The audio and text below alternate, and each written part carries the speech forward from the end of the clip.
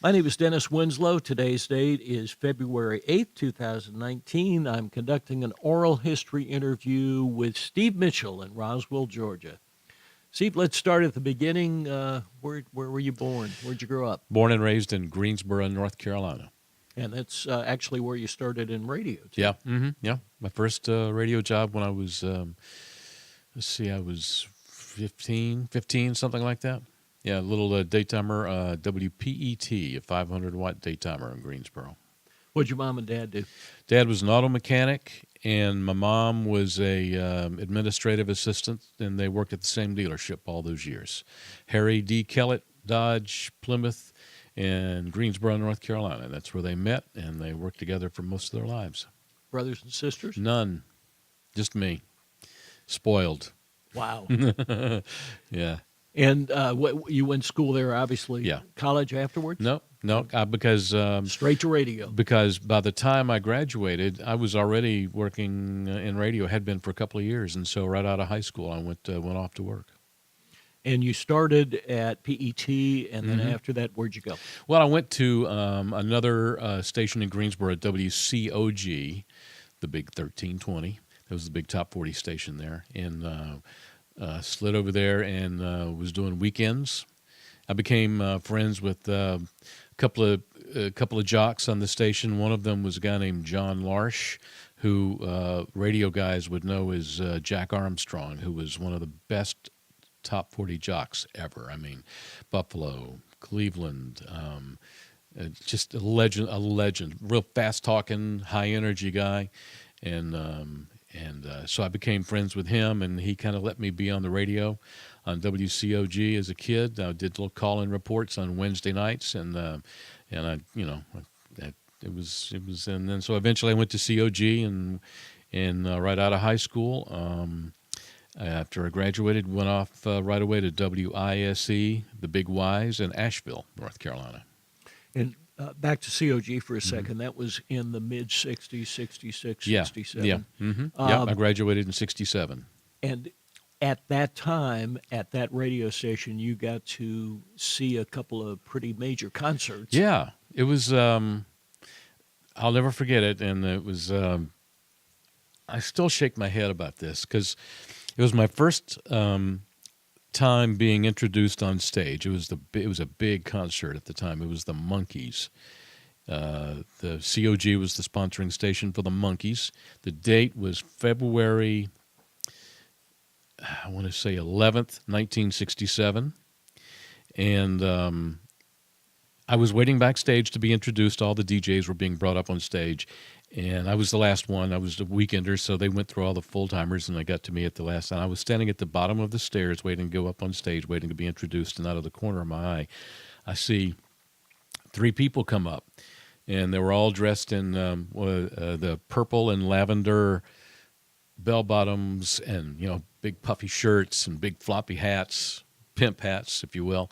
And, I mean, this is 1967, okay? And one of them was black. And think back, 1967. This is a weird time. So I was petrified as I was about to go on stage, and I didn't really want to stare, but I did, out of the corner of my eye, notice all of the aforementioned things: purple shirts, lavender bell bottoms, big hats, and an arm's length away from me, they stood right next to me. That was Jimi Hendrix, the Jimi Hendrix Experience. They opened for the Monkees on 7 dates. One of them was in Greensboro, and they got canned from the tour because the audiences hated them. Remember, it's the Monkees.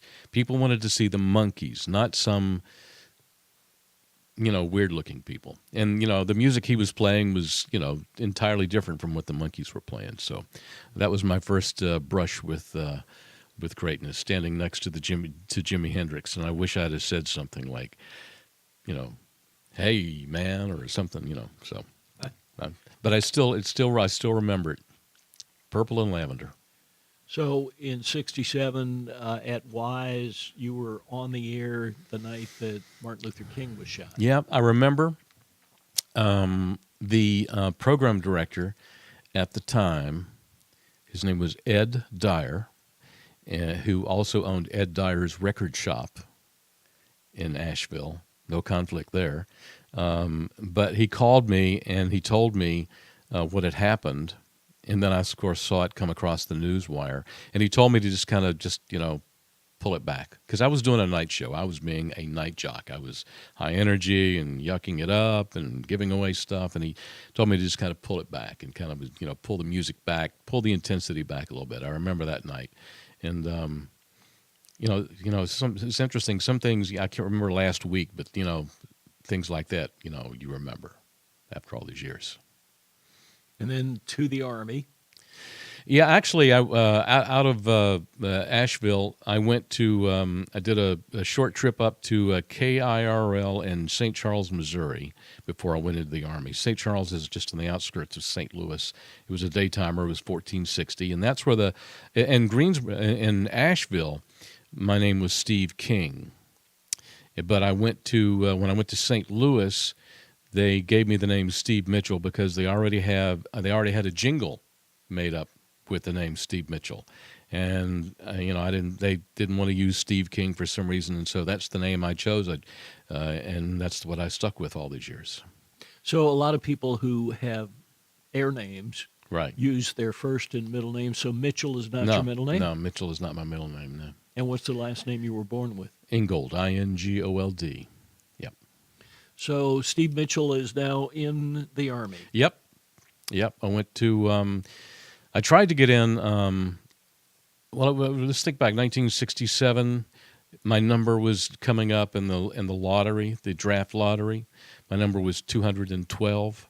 You were given a number between 1 and 365, and so I figured there's a good likelihood that I'm going to be drafted into the Army and into the infantry and wind up in Vietnam. And I wanted to be able to choose my occupation, and they had a program at the time where if you enlisted for 3 years, the normal tour of duty was 2 years, but if you enlisted for 3, you could choose your MOS, your military occupational specialty, and you could choose your station.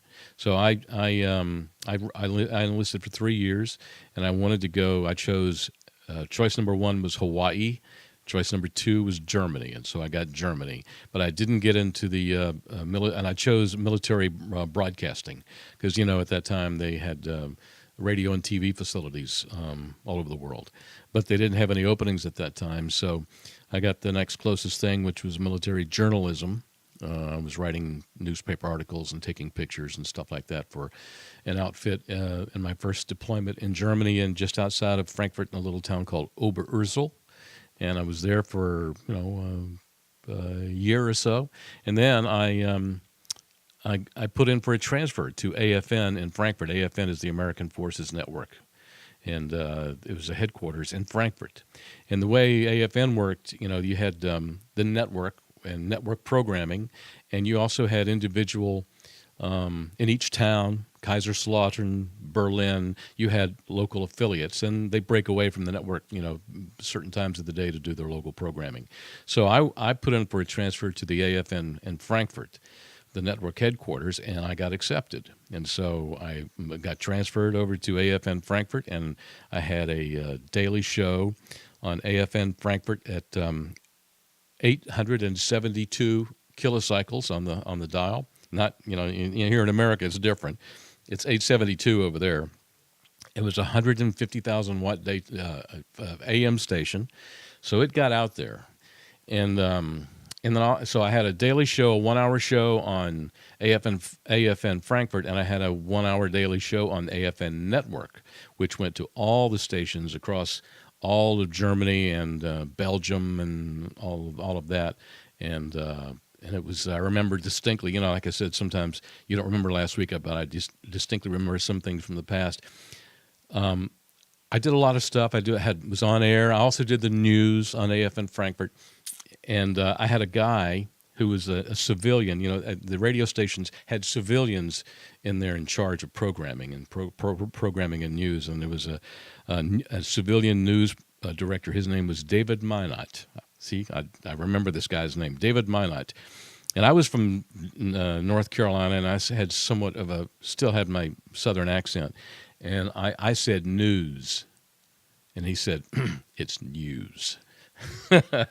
News, News. And so that stuck, it stuck with me. So I remember things like that. So it was quite an experience. We had on the top floor of the building, it was a freestanding building right next to another huge facility called Hessischer Rundfunk, which is Hessischer was the region in Frankfurt, and Rundfunk is radio television in German. And so it was located right next to the German radio television network facilities there. We had a freestanding building in the top floor. We all lived in the same building. The barracks were there in the studios. And the top floor is where the NSA had their offices, but you couldn't go up there. But downstairs in the basement was the AFN Club, which was place where we all hung out, had food and drink. Locals could come and hang out with us. I was the DJ at the bar there, on a Saturday night discotheque. So it was a great time. It was a lot of fun in Frankfurt. I remember one time we had it pretty easy because we were kind of coddled. We very little.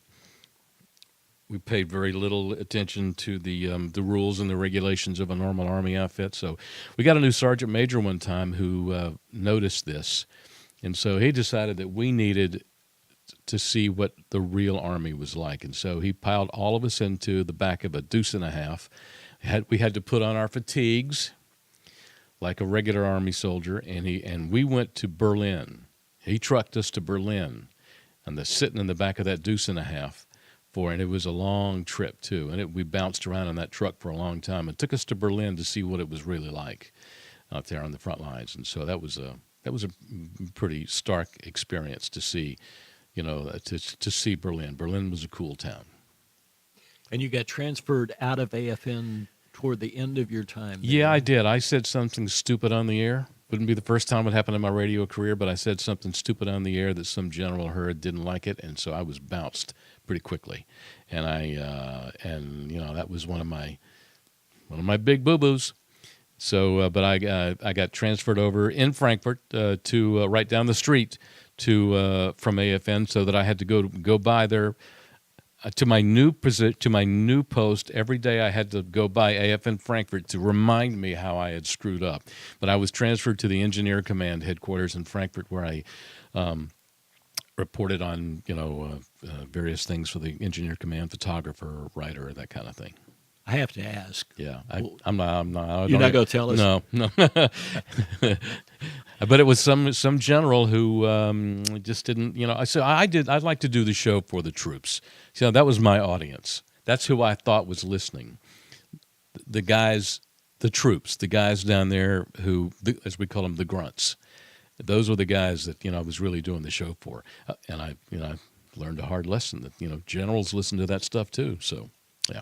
All right, out of the service, you go back to Asheville. Yeah, I went back to Asheville for a brief period of time to just kind of get my feet working again, and then after that, back up to St. Louis, to back up to KIRL just to help them out, and then I left, and right about this time, I got another job in St. Louis at a station called KSLQ. They were going on the air. At that time, the Q format in the radio business, the Q format was the hot new format. Basically, the Q format, I can break it down for you. It was the same 20 songs over and over. It was very tight formatics. The jocks on the air, basically you had about 8 seconds to say what you had to say coming out of a song, and they had one shotgun jingle. It was like 3 seconds long, same tempo every time. Sometimes stations will come out with a slow jingle or in between songs. One shotgun jingle. This was the hallmark of a Q station. And it was very successful. It was taking over the radio business, and it was, it was blowing things up. So KSLQ was going on the air in St. Louis. I joined up with them before they actually went on the air. They were a couple of months away. They were just starting up. They just hadn't even have any studio. There was no studios yet, and so the guy, my program director, he said, "Hey, would you want to go to Miami? Because there's a Q station in Miami that needs an overnight guy." So I said, "Yeah, I'm gone." So I went to Miami.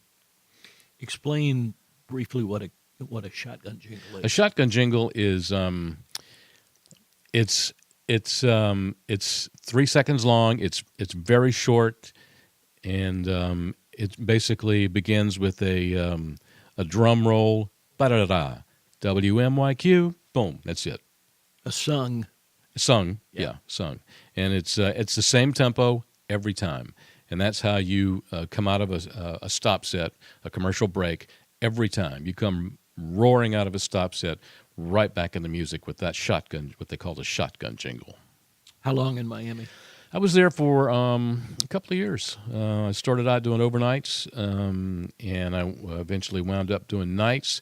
There was a couple of big-time names there in the radio business that I got a chance to work with. Bobby Rich, a guy who went on to great success, who was a guy named Robert L. Collins. He was mornings. His name was Bob Collins when he went to WGN in Chicago. He did mornings there for decades. A couple of local legends, Rob Walker, Jim Kelly, a guy named Roby Young, who eventually went to WABC. It was a big station. It was a big station. And just before I got there, there was a guy who was the music coordinator. He was like 19 years old. He was kind of like the radio whiz kid. He was just coming up, and he had been working on this new format for FM album radio. His name was Lee Abrams. And he was, I just missed him. He left just before I got there. So it was a good breeding ground for a lot of big names. And and it was the kind of station that looked good on a resume and kind of opened doors for me to go out to Los Angeles. Another Q station? It was KIQQ, although it wasn't really a Q format. It was KIQQ because the frequency was 100.3 FM. So it kind of looked, like a 100, so they called themselves K100, and started off there doing morning news, and then I wound up doing middays. We had a famous 60s songwriter as a midday jock, and he was a very famous old LA jock. Roger Christian was his name. He did middays. Rich Brother Robin was a guy who was very famous for what he did at KCBQ in San Diego, which was the originator of the Q format. And Rich Brother was a real high energy jock, and he was a program director. And it was we stayed there for a couple of years, and I stayed there for a couple of years until Drake Chenault bought the station and blew us all out. And then back to Raleigh. Yeah, I went. I left there and went. I came on back to Raleigh, North Carolina, WQDR, because this is Lee Abrams' test bed station for what became known as album-oriented radio. This is about the time that FM stations were starting to pop up, and a lot of station owners were putting album-oriented rock stations on these FM stations, and so QDR was the test bed for that format. And this is what Lee had been working on. Trying to devise a format, and I went from top 40 to a totally different kind of radio, which was more laid back and more hey man, that kind of thing. In terms of delivery, it's quite a change. Yes, it was. Top 40 delivery is very animated and not very real, and album-oriented radio was real. The jocks, we're talking just like we're talking now, instead of how top 40 DJs like to talk. And so but it was something I really wanted to slide into, because I knew that it was going to be a thing, and it was. From that station, you moved here to Atlanta. Yep. When I was a kid, and my mom and dad and me, when we went to Florida to visit my aunt down there, we'd come through Atlanta, and when I went through Atlanta, we used to listen to Quixie, WQXI, and as a kid, I thought, wow, this is cool. Atlanta is cool. I want to work in Atlanta. And I got my dream. I got to come back. I got to come here and work at WKLS, 96 Rock. It was I I was the second program director I came in as program director. I was the second program director of the station. It went on the air in 1974. I think I came in 75, and I did afternoons. And we were situated on the mezzanine, the second floor of the Atlanta Townhouse, which was in a building that still stands now at 10th and Spring Street. And we had a studio that looked out over the mezzanine where people could come up and watch us, and we could talk to them through the wall. And it was quite a ride, because 96 Rock was, when it came on the air, it exploded. You got to remember, 1975, there wasn't much FM penetration out there, but what we had, we went straight to number one almost. That was back in the day when you didn't have FM in your cars. You had to get an FM converter to mount in your car that allow you to receive FM to receive FM. But we had all the concerts, all the major concerts. We had a ongoing relationship with Alex Cooley, who brought in all the concerts.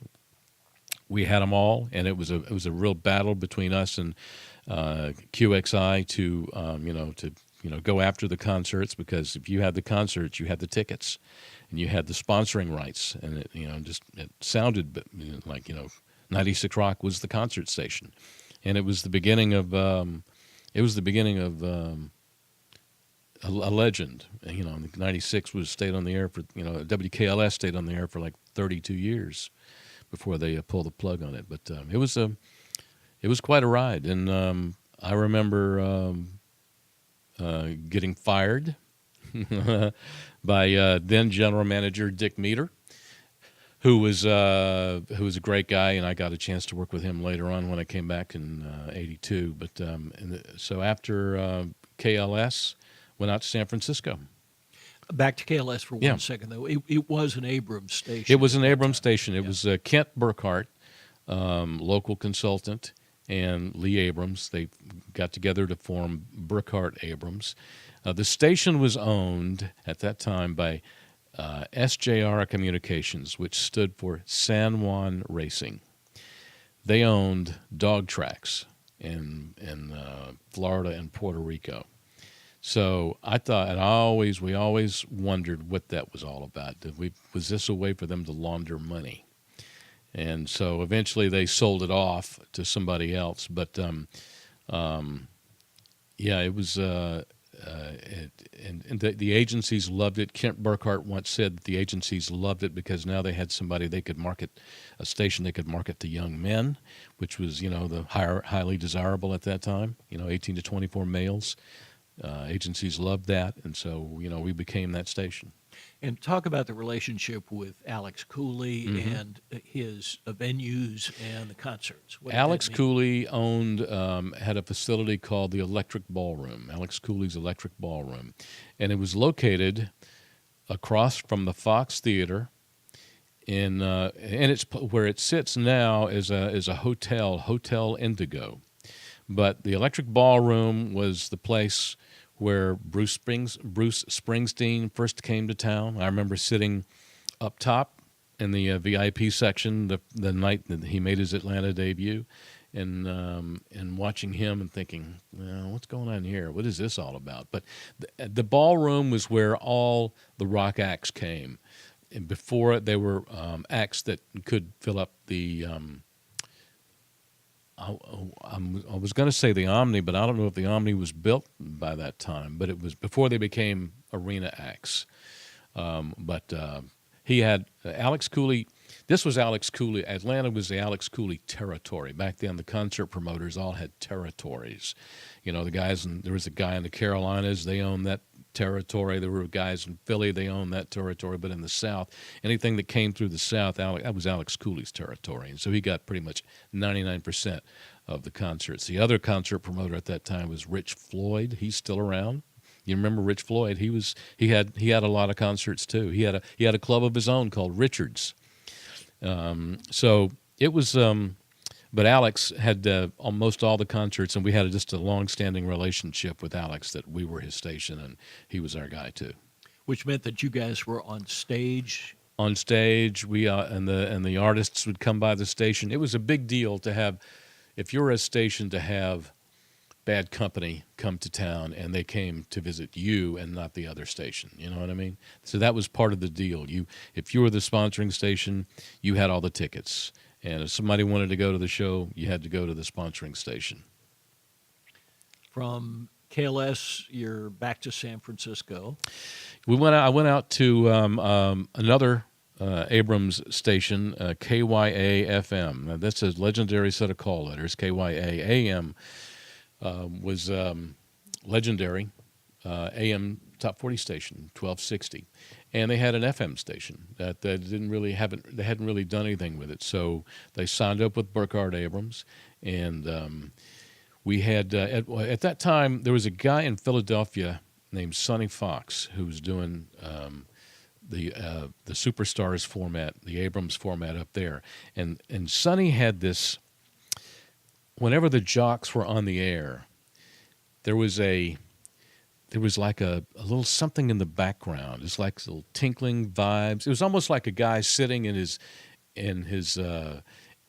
studio with the wind chimes going. There was a little wind chime background effects going on all the time behind you, and that was the trademark of that station. It was a good little logo, an audio logo that when you tuned in, you knew that you were listening to that station. So we picked up on that. We ran that in San Francisco. When I first got there, it was a big room full of automation equipment, because most of the time the station had been automated, and so there was these massive machines with massive reels of tape that held all the music. And so that was, when I first got there, that was what the programming was. But eventually, bit by bit, day part by day part, we were able to get away from the automation and go full-time live. But some of the things I remember about KYA-FM, I remember when Tom Petty came to town, and hanging out with him. I think I still have a picture of that somewhere, him hanging out in our studio with the Farrah Fawcett poster right behind him, the famous Farrah Fawcett poster. We had that put up in the studio. I remember one time I don't know if I should admit this, but one Thanksgiving, I had a guy. I was the program director, and I had a guy who could not work that night. He called in sick, and by that time, by the time that he called in sick, I was over at a friend's house, and I was pretty lit up. And actually, I had eaten some mushrooms, some psilocybin mushrooms, and so I didn't have anybody I could call to go to, so I had to go on the air that night. And it was I could barely keep it together. Sorry. That's cool, man. It was a great story. It's funny how you remember some things, and I distinctly remember that night I could barely talk, could barely make sense. I was on a Thanksgiving. So from that radio station, you get into record promotion. Yeah, I met up with a couple of guys in San Francisco that I became friends with, and they were running ABC Records at the time, and they gave me an opportunity to join up with them, and so I came on back to the Carolinas to be their promotion rep for the Carolinas for ABC Records. The artists at that time were Tom Petty and Steely Dan, Barbara Mandrell, the Crusaders, the jazz group The Crusaders, and a couple of others. But I remember, doing some promotions with Tom Petty. I still have a Tom Petty jacket, one of those black satin leather jackets. I still have one of those. But yeah, I did that for a couple of years. It was an experience, and I kind of missed radio. Back to L.A. then. Yeah, I went back to L.A. for a couple of stations. I worked at KFI, which is a big top 40 station at 640 AM, 50,000 watt, big signal. I did weekends over there for a while, and then I went over to KHTZ to work with Bobby Rich. Charlie Tuna was the morning man, the great Charlie Tuna. I did middays there for a while. And then I went back to KIQQ for a while and worked over there as weekends. And I remember, you don't have this on your notes, but an intern at the station at that time was Carol Burnett's daughter. Her name's Carrie Hamilton. Great, I mean, just a fun girl. She was a lot of fun. Unfortunately, she died years later of, I don't know what, she had something, but I remember hanging out with her. I actually went up, hung out at her mom's house. I remember that. But eventually, I just got sick of L.A., and I needed to come on back home. I'm a Southern boy. I just needed to come on back home. L.A. is it's a great place to visit, but didn't want to live there anymore. When you were in the record promotion business, did that help you get in the door at some of these radio stations, or did you already have contacts? It helped that I knew what their needs and wants were. You know, as a former program director, I knew what they needed, and they needed help with a promotion. I could, I knew their talk. I knew I could walk their walk with them. So it didn't necessarily help me get into all stations, but at least I knew I was one of them. You know, I was one of them. Because as a promotion person for a label, describe the things that you were required to do. You would service the stations with and you would promote certain records. You know, every week we'd have a conference call with the people out in L.A. Okay, we need movement on the Barbara Mandrell record. At that time, we were pushing hard, "Sleeping Single in a Double Bed," one of her big hit songs, and which went to number one. I've been on the road with her. The week that song hit number one, I was on the road with her, met up with her in Asheville, North Carolina. Got her facilitated meet and greets with the station people that wanted to meet her, got autographs, pictures taken care of. If the station needed albums for giveaways, I'd put in that request and make sure that they were drop shipped to the radio station. You're there to help the record company hit their goal. I remember Tom Petty when Tom Petty first came on the scene. He was on ABC Records, and it was kind of a bit of a push to get Tom Petty played because he was so different at that time, But he was a pretty cool guy, pretty cool, just a good old Southern boy. So speaking of the South, after that, you got back to Atlanta and spent most of the rest of your career here. Came back in '82 and went back to KLS 96 Rock. Started off there doing middays for a while. At that time, we were doing a show called Psychedelic Lunch. Is where every day at noontime we would break for an hour and play,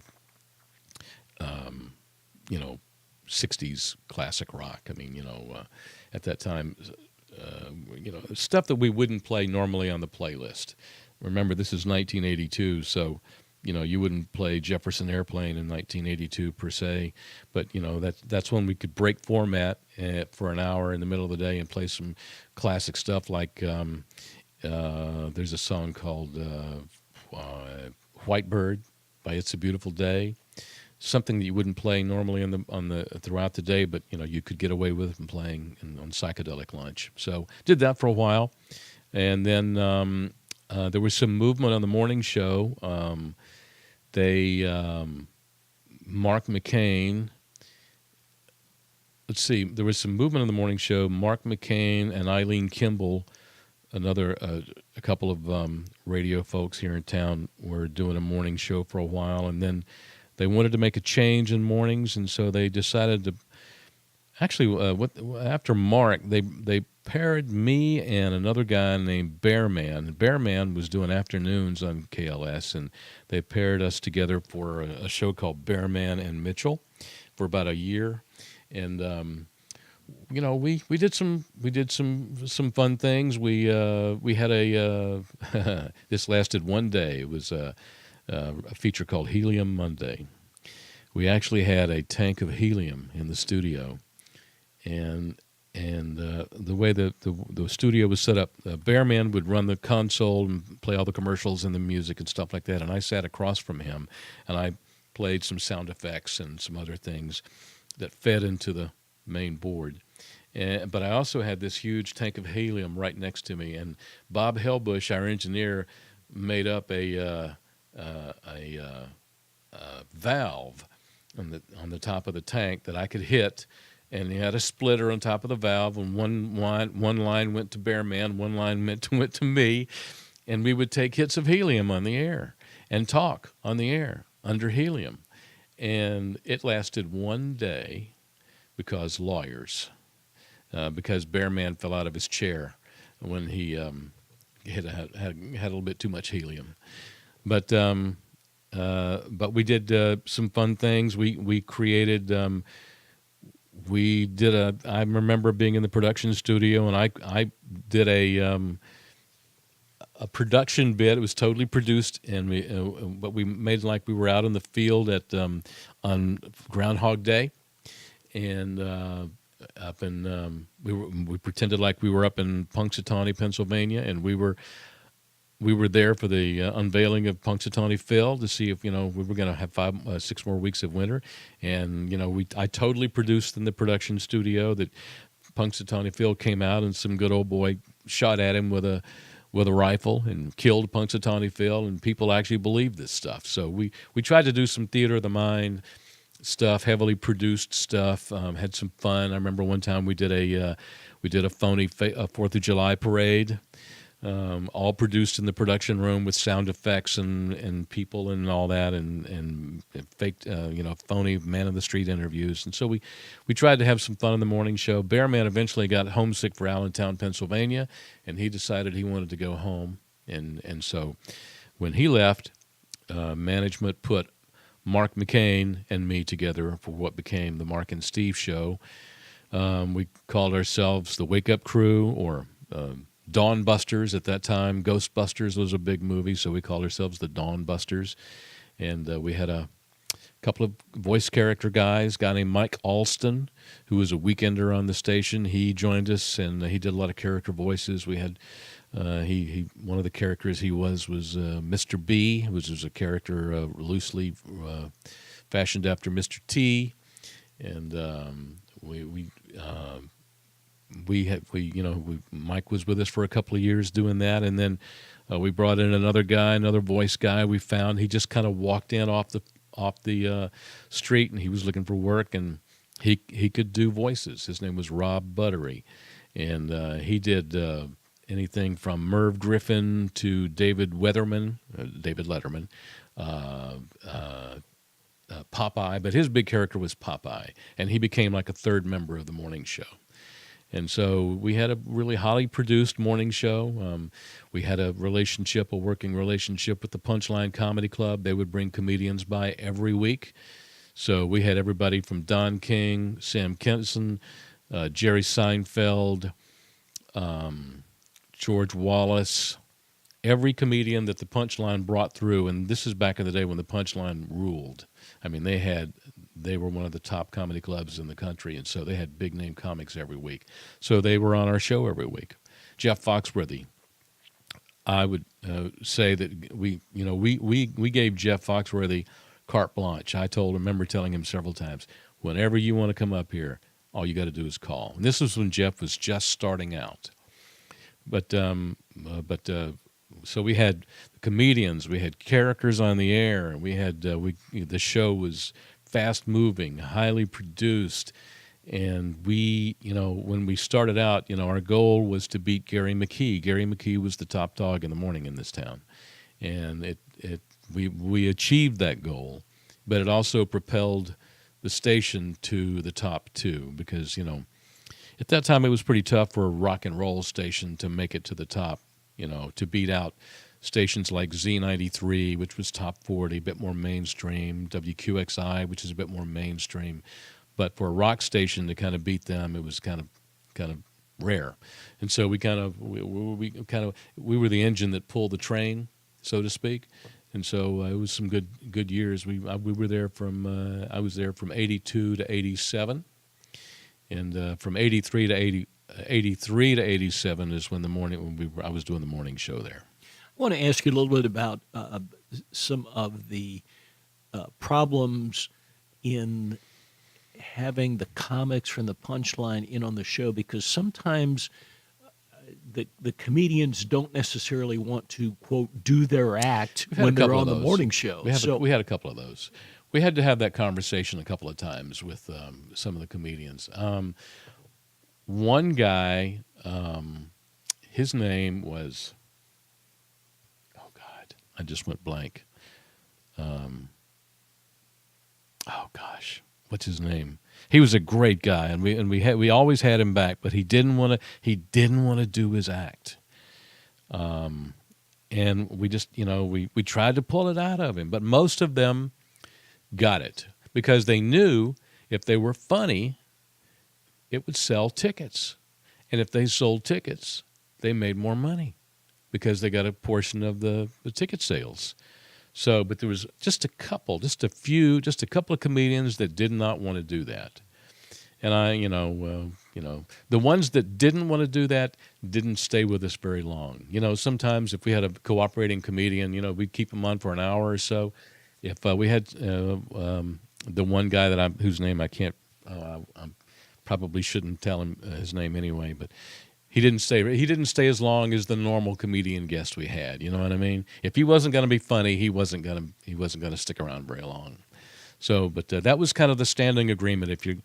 And while the songs were playing, in between songs, we would talk about what we were going to talk about on the next set. So I would always say, okay, what are we going to talk about? How do you want us to set you up? And so they would go, yeah, okay, well, let's talk about this. And so when we come out of music, we go to our guest, I would set them up, and they'd take off and run. And part of what you were doing at that station, too, was creating some of the production elements for the show, or the shows, and you worked with a local band, the producers. Yeah. I was the what you call the voice of the station. I did all the imaging, the promos, promotions, stuff like that. And we at that time it was tough to find sounds with which to produce these unique identifiers.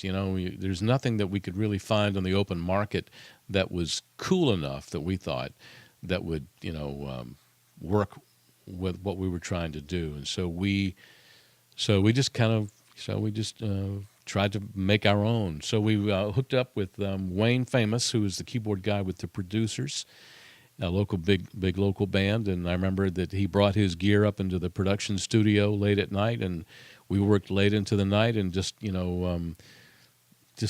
created sounds. He brought his keyboards, and we just created sounds. And this was before multi-tracking, but we did have a basic 4-track machine, and we were able to layer some sounds and create our own sound effects. And it's funny, Christopher Rude, who is another Atlanta DJ, another well-known Atlanta DJ who also worked at 96 Rock. I made up this package available for sale. We sold those sounders to other stations outside of Atlanta, and Christopher Rude bought one of those sounder packages, and when he was in Jacksonville, Florida, and so he has one of those packages, and I produced them up, and we shipped them out on big 10-inch reels of tape because that was it back then. There was no digital media at that time, so.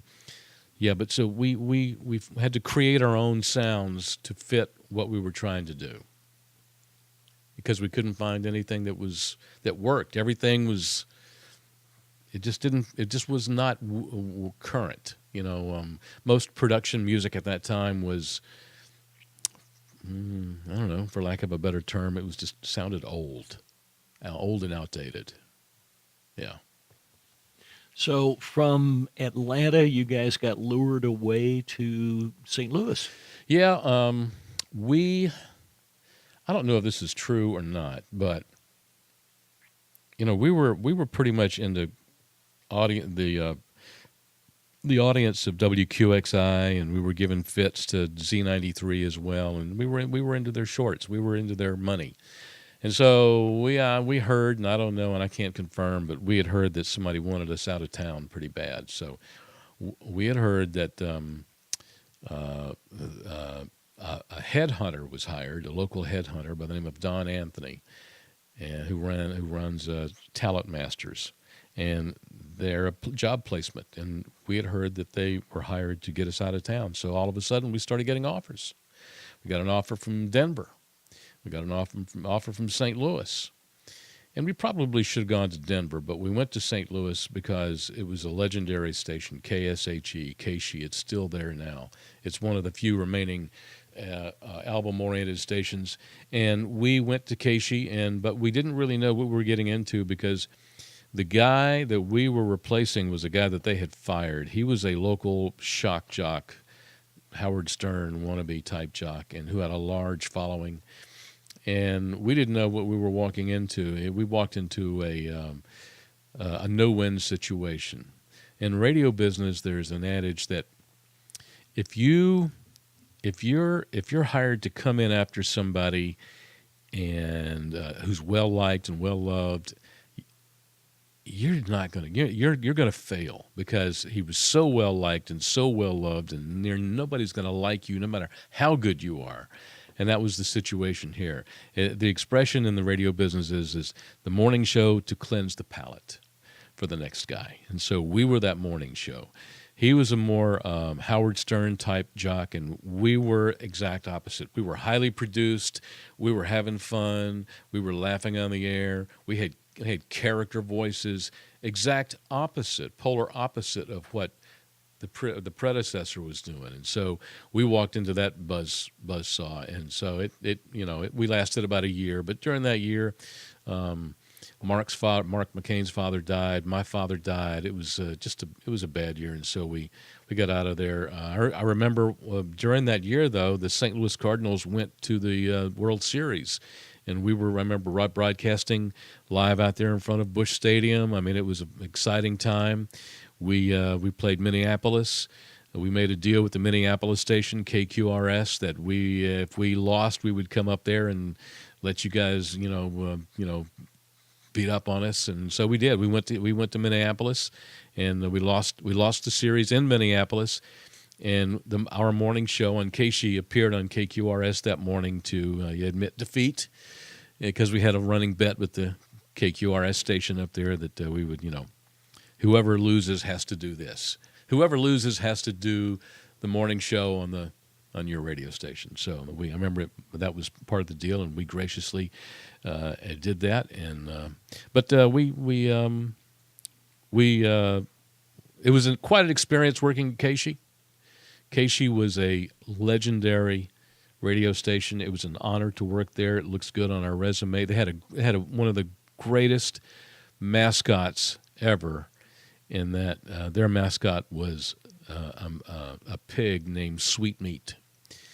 And and they had merchandise. They had their own merchandise store, kind of like what 96 Rock had. 96 Rock was very big on merchandise. But that was a very big radio station, still to this day, legendary station. And we were there for about a year, and I think they learned their lesson.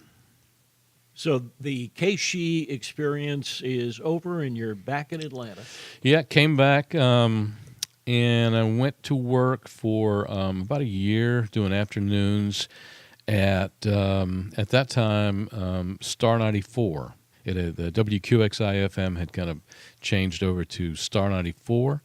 It did afternoons for them for about a year. And then one day I got a call from a guy named Bill Wise, who was the program director at one of my program directors at 96 Rock previously, and he had been hired at the country station, Y106, WYAY, and he wanted to see if I'd be interested in coming over and working with their morning guy, a guy by the name of Rhubarb Jones. And I said, well, yeah, country, okay, all right. But I liked Bill because Bill was a winner. I liked his style, and he went for the jugular with the competition. I knew with Bill he was gonna be relentless, and so I said sure. So I met him up at Houston's on Lennox Road? no the other one, it's 75 and I can't remember now. But and Rhubarb came and we sat down and we talked and I said, yeah, okay, fine. So yeah, let's do this. So I was Rhubarb's sidekick and co-host and morning show producer, and that was quite an experience. Rhubarb was a handful, but he was a bigger than life personality.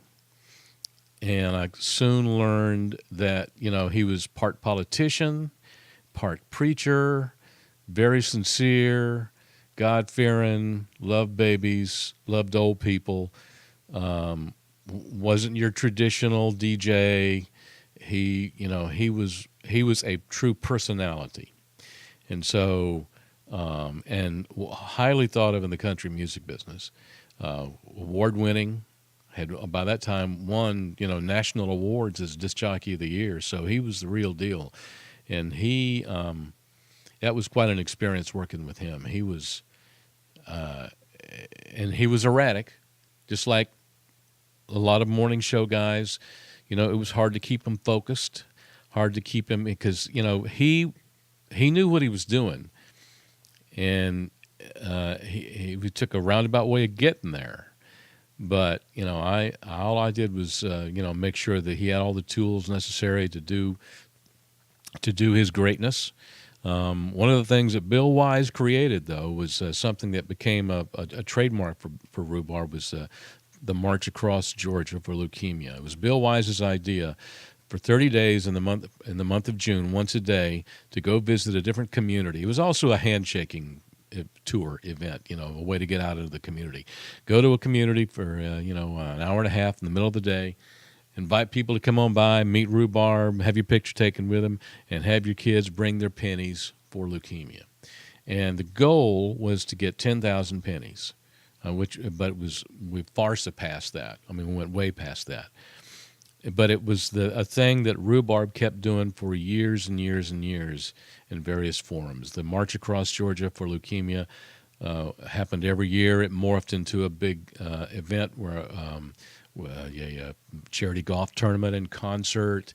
I mean, he eventually raised millions of dollars for leukemia. But this was an idea born by Bill Wise, and Rhubarb embraced the idea, and I was tagging along with him, and it was quite an experience to just watch him work and to see what he does and try to understand his magic. That was a true dying breed radio personality, one of the last of the few, a real true radio personality that people loved. He could have probably run for governor.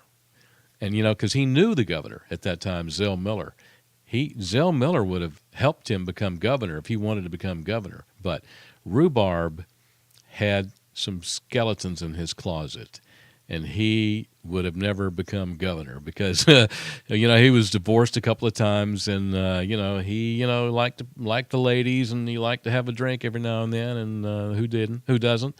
But he was one of those people that could have become a politician if he wanted to. But I think he enjoyed doing what he was doing. So worked there for as Rhubarb's producer for about 3 or 4 years. Also did imaging for the station as well, and it was the beginning. And Rhubarb became my best friend. He introduced me to my later on in years to my first ex-wife. He was my best man at my wedding, and I spoke at his funeral. So he's a good old guy. And as producer, what were your daily responsibilities? What does that entail? Well, we kind of every day after we got off the air, we got off the air, we had a meeting, and we plotted out the next day's show. What are we going to do? We're going to have this guest. We're going to do this phone call here. We're going to do this contest here. I'd get all the contest elements together. So basically, my producer was to have the next day's show, each day's show planned out, and so that we knew what we were going to do. We didn't go in there and we didn't wing it, because we needed to be prepared. And so every show, every day was prepared, and we got all our ducks in a row, and even though it may not have sounded like it, we knew where we were going every day. So that was what the producer's job was I edited, we took phone calls while he was talking on the air. I was editing those phone calls back then. That was back in the day when we didn't have digital editors. Then we had to do actual splicing of tape. And so, I did a lot of mad splicing on the fly. But that was, the producer's job is to make it so that the talent just kind of walks in and he knows where we're going to go and follows the plan. And so you were probably contacting the next day's guests and setting the interviews up. I remember the day on Rhubarb's 40th birthday. I'm pretty proud of this. I pulled off a thing on Rhubarb's 40th birthday. He was pals with Wayne Newton. I mean, Rhubarb was loved by everybody. Wayne Newton loved Rhubarb. And so we pulled it off where we got Monica Kaufman from Channel 2 to be in the studio on Rhubarb's birthday under some false pretense I dreamed up. Rhubarb had no idea what was coming. And so Monica was there because we were going to have Wayne Newton show up and surprise Rhubarb on his 40th birthday live on the air. And so the deal was Rhubarb, we got Wayne Newton calling in. He's going to be calling about 7:20. So be ready. So we got a call from Wayne Newton. He was on the phone. But Rhubarb didn't know. Wayne Newton said, I'm in Vegas. Rhubarb didn't know Wayne was down the hall. And so while Rhubarb was on the air talking with Wayne Newton, Rhubarb couldn't see, but I could see down the hallway. Here comes Wayne Newton down the hallway walking towards the studio on the phone with Rhubarb. Rhubarb thinks he's in Vegas, but he's going to walk in on Rhubarb right now, live on the air. And here he goes. He walks in. All while now, Monica Kaufman's there under the pretense of some special she's doing. The cameras are rolling. Wayne Newton walks in and surprises Rhubarb, and all he could say, and this is on tape somewhere, all Rhubarb could say was, I don't believe it. Over and over. That's all he could say. I don't believe it. Over and over and over again. He probably said it 40 times. And that's what a producer does. He pulls it off. He pulls off a stunt like that. And to this day, Rhubarb, well, if he were here, but he always mentioned that to me. That was one of the greatest things that ever happened to him on his 40th birthday, was Wayne Newton showing up, and he had no idea. That's what a producer does. And then the company that you guys work for bought a second frequency, which was one of the first, as I remembered, one of the first times that had ever happened. Yeah, it was because Y106 had a bit of a signal problem. The tower was located north of Atlanta and didn't have great signal penetration into buildings, which is where people, needed to hear you at work in the building. In the car, it was fine. So we didn't have great signal penetration from the 106 signal, so we bought 104.1 FM on the south side, which was licensed to Noonan, I believe. And so, but we simulcast exactly the same programming on both stations. So you could go from the South Carolina, Georgia border all the way down to Alabama, Georgia border, and hear the radio station. It had a massive signal. You could call it a radio superstation, but it was one of the first of its kind. And the way we did it, we had cartridge machines which played the audio at that time, and we had a couple of them that were designated as split feeds. One cartridge machine fed the Y106 transmitter, and the other cartridge machine fed the Y104 transmitter. And so when we played our station IDs, we had the Y106 ID in machine number 1. We had the Y104 ID in machine number 2. We punched them off. They went off simultaneously, and the split feed happened. But the people on Y106 heard just Y106. People on Y104 heard Y104. And so that was called a split feed technology that we created. Other than that, everything else was simulcast on both stations at the same time.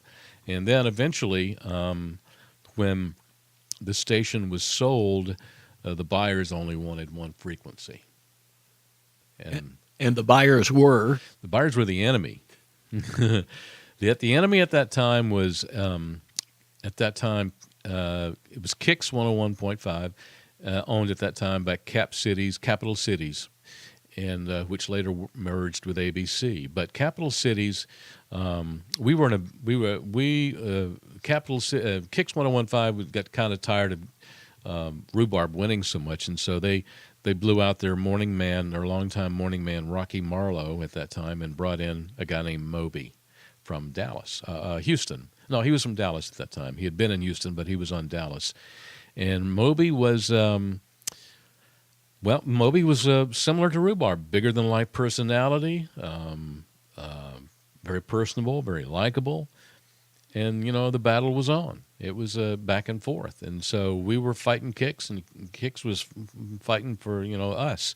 And Cap Cities decided that they wanted to buy the competition, but they only wanted the 106 frequency. Now, Cap Cities, didn't want to harm Kix, so that's the reason they didn't want to buy 104. They could have got 104 for a dime, but they only wanted the 106 just to basically control the competition and not get into their audience, not let 106 get into their audience. So therefore, we're back to a little bit of a signal issue with 106 again, with just one signal. So they bought us. I think the selling price was $19 million for Y106. That's what Cap Cities bought the station for. And it was a dark, dark day because they were the enemy. And New City Broadcasting, which owned 106 at the time, we felt kind of betrayed, to be honest with you, that they would sell us to the competition. It kind of hurt us. It was a dark day. And Norm Schrut, one of those legendary, bigger-than-life radio executives, came over to stalk the hallways when the sale was announced. Before the actual deal closed, he would come over and start talking to people and Norm was it's hard to describe Norm. He wasn't very well liked. I know that. And that persona followed him over to 106. And so, but he ruled a certain way, but he loved Rhubarb. He loved Rhubarb, and he took him and put his arm around him. And Rhubarb told me this story later. He put his arm around Rhubarb and says, "You're my child now." And so Rhubarb and Norm had a good relationship. Norm had there's a story I like to tell. Norm had in his office, he had a desk that he had a little button underneath the desk. And as a way to intimidate people, when you walked into Norm's office, as if you weren't intimidated enough by him just looking at you, Norm had a button that he would push that while you walked into the office, he pushed the button and the door behind you would close shut. It would, with a big loud kerchunk, it was like a magnetic release on the door. He'd hit the button and the door would close behind you. When you heard that door close behind you, you knew you were in trouble. So Norm was notorious behind doors. So yeah, so the day that Cap Cities took over the station, they flipped me over to work at Kix because they were going to put Moby up on the satellite. They were going to syndicate him because they thought that Moby could be a force in other markets, which they did, and he put him up on the network, put him up on the satellite. I was his network producer for about 4 years. Back to the takeover just for a second, because there's famous story in this market about the very first staff meeting that Norm held when he had the combined staffs in there. You want to tell that story? Yeah, he. This is going to be hard to believe, but it really happened. I was there. Norm brought. It was a all hands on deck meeting at the of the Y106 staff in the building. This is before the actual sale was concluded, but it was announced. And it took about 30 days before the deal became official after the announcement. And Norm brought everybody together, wanted to assure them that, we're not going to, change too much. And we're going to, nothing's going to, you don't have to worry about your jobs. Just don't worry. Just continue to do what you're going to do. And I remember Norm he was leaning up against the wall in the corner of the conference room, and everybody was there, salespeople, office people, jocks. And he actually said this, and I actually talked to Norm about this later on in years, and he doesn't remember this, but I sure do. He said, "I am your God. I'm your new God." And Norm had this legend, and I think he enjoyed being that legend. I don't. Maybe that's the reason he doesn't remember saying it, but he said it. I was there. I'm your new God, and he was. I mean, he was the new man, and so it was Norm. It's funny. Norm was legendary for just squashing people, and he would just, especially talent, and he would. And then it was ironic because later on he became a talent agent, and he became their best friend, but Norm was a character, and one of the last of the characters in the radio business where they could get away with doing things like telling people to their faces, "I am your God," because now, the way the radio business is now, you could never get away with doing stuff like that. So you stayed with that company and with Norm for a long time. You ended up back over at YY again. Yeah, and I stayed with Moby for 4 years. During that time, ABC bought Cap City, so it became Cap City's ABC. And then I always wanted to get back on YAY. I liked working at YAY. There was something about it, and I probably because of Rhubarb, because Rhubarb was still the morning man on YAY. By now, we were together in the same facility. We had a new facilities built, and I saw Rhubarb every day, and they just had they just had more fun than Kix did. Kix was, the big station, but I just didn't fit in on Kix. I felt more at home on Y for what they were doing and how much fun they were having. And so when the opportunity became available for YY, they needed a new program director, so I put in for it, and I got they liked me. So in 1998, I became the program director of WYY, and I started doing afternoons. I got a chance to work with Rhubarb again, and I liked being in an underdog position because we had to try harder, but we had so much more fun.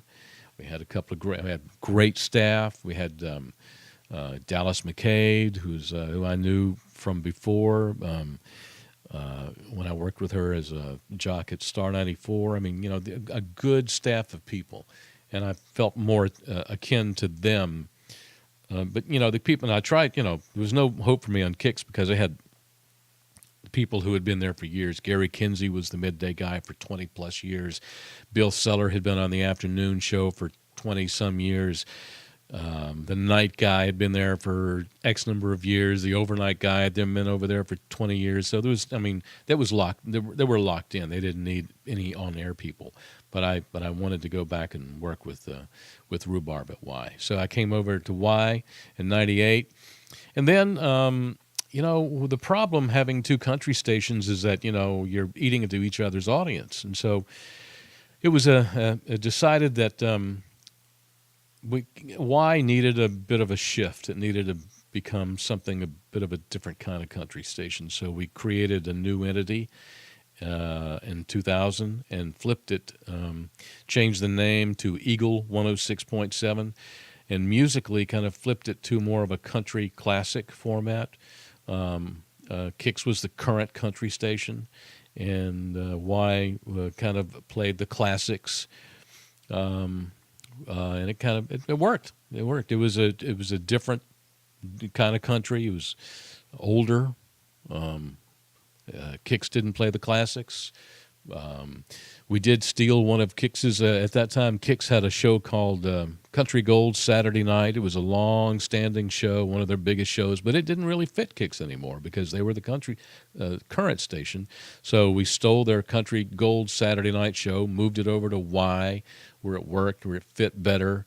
So we were, we ran with Y for a long time. We, continued to do Rhubarb's March Across Georgia for leukemia. We had our share of concerts, what concerts that fit. We were locally tied in with the place up in Cumming, Georgia called Lanierland, Concerts in the Country Lanierland, where a lot of the country classic acts would play. They were just like in 96 Rock, we had Alex Cooley as our concert guy. Lanierland was our concert people, and, we were up there constantly hanging out with, Conway Twitty and Charlie Daniels band. They come up there to play under a big tent. It was our kind of people. So we did that we did that until the end. And the end was in what year and what happened? 2008. Well, in 2006, I believe it was, ABC decided to get out of the radio business, and they sold it to another company called Citadel Broadcasting. Citadel Broadcasting was a smaller outfit. They had mostly medium market stations. They weren't a big radio market player. And so when that happened, I gave it 18 months. I said it's going to take them about 18 months to change the culture. And I was right, about 18 months.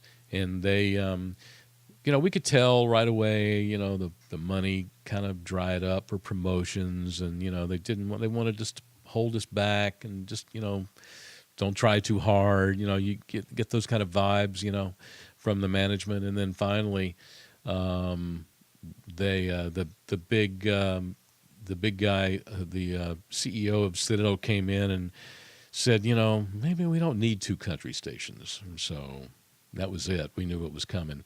And shortly thereafter, on February 29th of 2008, Leap Day, we all got, all but two people on the staff were fired because they were going to change the format from country to a oldies format that was going to be coming in off satellite that the company owned.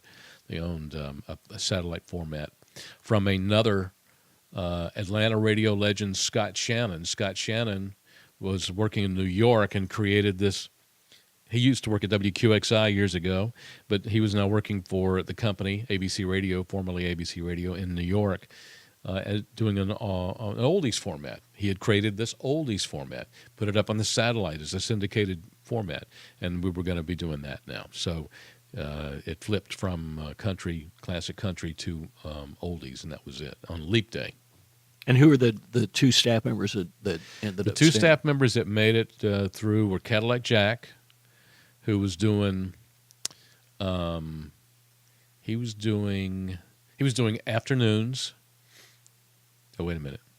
Cadillac Jack was doing, I think Cadillac Jack was doing afternoons on Y. Dallas McCade was doing middays on Y. And they kept those two, and they put those two together to form a morning show on Kix.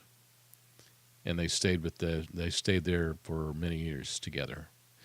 But those were the only two. And I remember, like I said earlier, some things you don't remember last week, but I remember this vividly. 2008, Rick Mack who was the interim station manager at the time, having to stand up there and read a prepared statement that had just been given to him. This is what you have to say. You can't say anything else. This is it. This is what the company wants you to say. This is it. And that Rick Mack had the look of a ghost, and he was the one that had to tell us all, that this is it. We're all being fired. And I remember looking around, Rhubarb sitting over there, and a couple of other jocks sitting over here, and we just kind of looking around like, well, okay, well, that's that. And but by that time, I was doing video production as some side work, and I didn't think 1 second. I said, I'm done. I'm done with radio now. This is it. I'll just go do video production now. But it was a vivid day, and it was not unexpected, because it just didn't. I just kind of, how something's coming. You just kind of know. You just kind of know that it's not going to work out. Now, how did you get into the Thunder Road, the NASCAR show that you're doing? Well, when Y106, Eagle 106.7, one of the things that Eagle embraced, in addition to classic country, was NASCAR. We became the NASCAR affiliate, and it became, part of our image, part of our culture, because that kind of fit with the classic country audience. They loved NASCAR. That was back in 2008, and so we were the NASCAR station, and we carried a show. We carried a syndicated show called Thunder Road. At that time, it was hosted by a guy up in Winston-Salem, North Carolina, by the name of Big Paul Franklin. And I was chosen as the vacation relief guy for Big Paul whenever he needed to go away. They asked me to sub for him, and so when Big Paul was killed in a motorcycle crash, the job came to me that way, and I've been hosting that since then. So are you producing it here, or are you the voice? I'm just the voice. I do the voice tracks here in my home studio, and then I by internet just send them up to New York, where the syndicator is, and we have a producer up there who brings all the elements together. We have an executive producer up in North Carolina who gathers up all the interview material, and she gathers that. The producer in New York pulls it all together, and my voice tracks with the music tracks with the interview segments, and produces the show every week. And then they electronically send it out. It used to be that we press up CDs every week and send them out to the 100 or so stations that carry the show. But now all he's got to do is push a button, and it's sent out electronically, and it goes right into their radio systems, their automation systems at each facility. So there's no more pressing of CDs to send out. So that's the way it is. So I do the tracks on a Wednesday morning. He produces the show. He pulls all the elements together on a Wednesday. By Thursday, it's sitting in the digital inboxes of over 100 stations, completely finished. Who's the syndicator? United Stations Radio Networks, which is Dick Clark's old radio syndication company. So last year you were inducted into the Radio Hall of Fame here in Georgia. Tell me a little bit about that and how that made you feel. It was, I was pretty honored to be in the same category as like Jamie Dupree. I mean, bless his heart. The worst kind of nightmare for a radio guy is to lose your voice. So, and plus, he was good. He was good before he, had this problem with his voice.